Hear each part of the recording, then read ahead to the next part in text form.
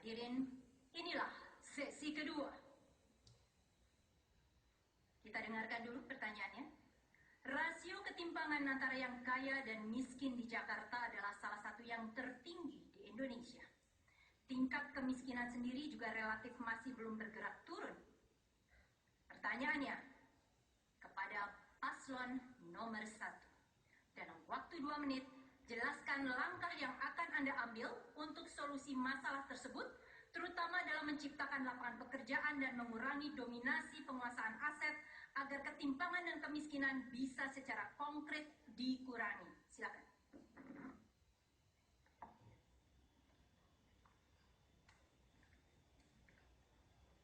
Benar bahwa angka kemiskinan di Jakarta masih cukup besar. Ada 360.000 atau 128.000 keluarga yang tergolong miskin dan kurang mampu. Disitulah mengapa Agus Silvi menawarkan program bantuan langsung sementara. Ingat, sementara.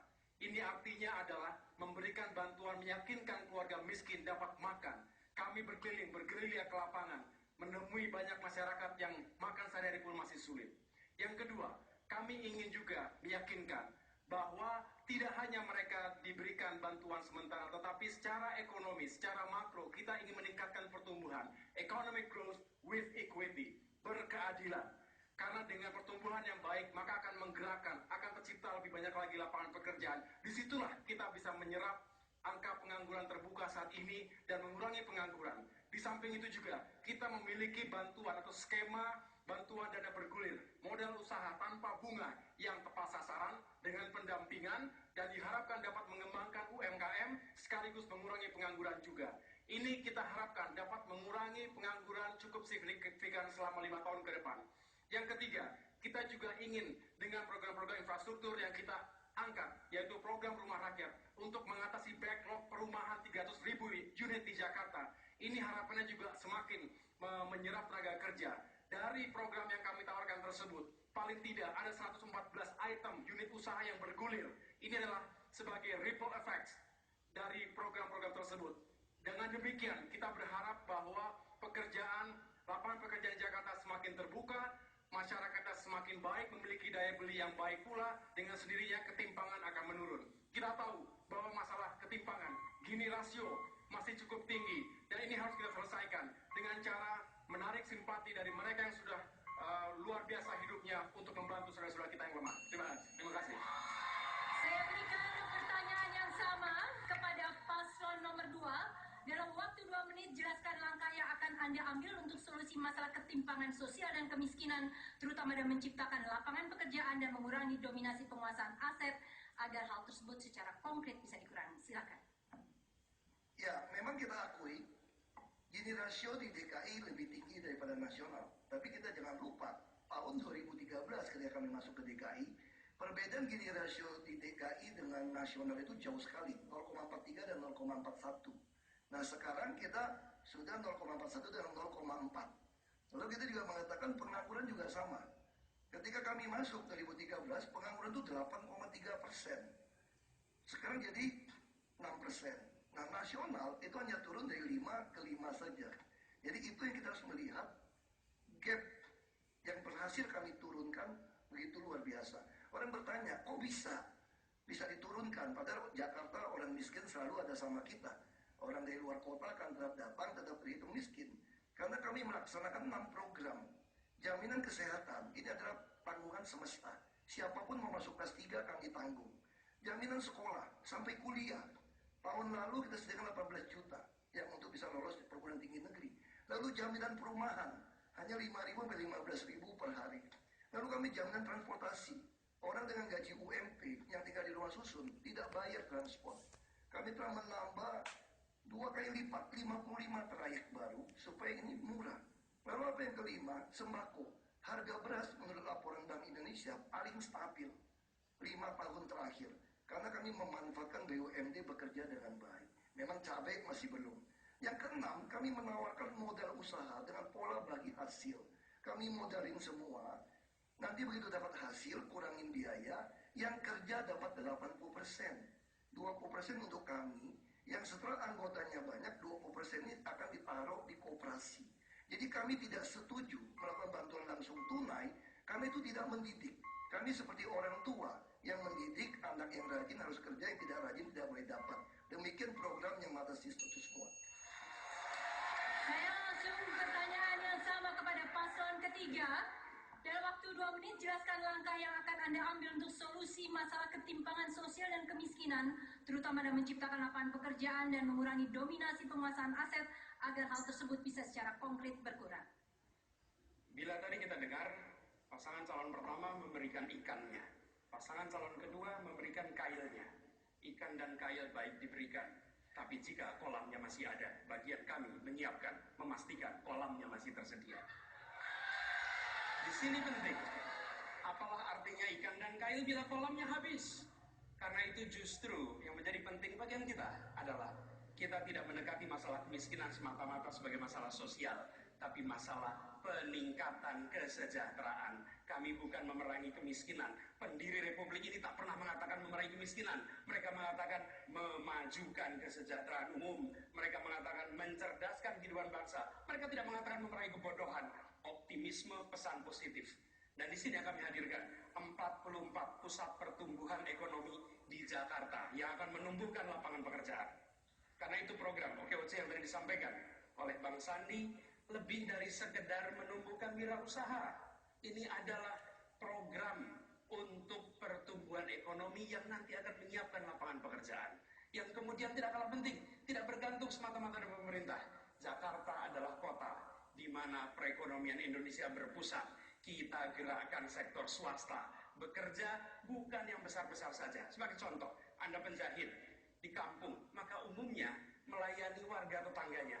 Kami siapkan programnya agar Anda menjahit di kampung, tetapi order yang Anda terima tersambung dengan perusahaan-perusahaan besar. Dengan begitu, ada sambungan antara home industry dengan large scale industry. Lakukan itu di seluruh Jakarta, maka yang terjadi bukan sekedar pengentasan kemiskinan, bukan sekedar mengentaskan ketimpangan. Yang terjadi adalah maju bersama, kesejahteraan bergerak, dan insya Allah maju kotanya, bahagia warganya. Ya, pasangan pendukung para paslon nomor 3 ditahan dulu.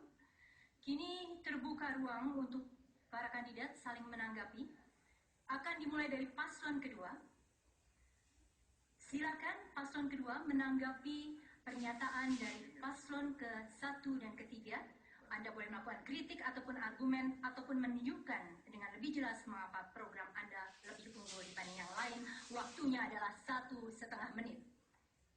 Untuk paslon nomor 1, pertanyaan saya adalah bagaimana mengelola dana 10 miliar oleh RT dan RW supaya 1 miliar 1 miliar untuk RT dan RW, ya, supaya mereka bisa mempertanggungjawabkan dan tidak masuk penjara.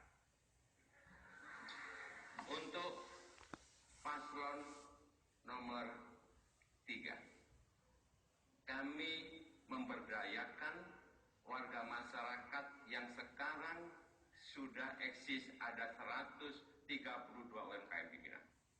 Kita menyediakan dana 1 triliun rupiah. Sekarang bagaimana caranya menciptakan 200.000 pengusaha-pengusaha baru dan membutuhkan biaya yang sangat besar. Karena berdasarkan studi mengatakan bahwa binaan itu hanya 10% yang berhasil. Berarti kita membutuhkan sekitar 2 juta uji coba supaya 20%-nya 20%-nya bisa tercapai. Membutuhkan dana besar. Dananya diambil dari mana dan pos apa yang akan dikurangi. Terima kasih. Baik. Pertanyaan untuk selanjutnya adalah tanggapan maksud saya kepada paslon ketiga. Boleh memberikan tanggapan dalam bentuk kritik atau argumen ataupun menunjukkan lebih jelas mengapa program Anda lebih unggul dibanding yang lain. Silakan tanggapan kepada paslon 2 dan paslon 1. Terima kasih. Pertanyaannya untuk Pak Jarod. Angka 10% itu dari mana?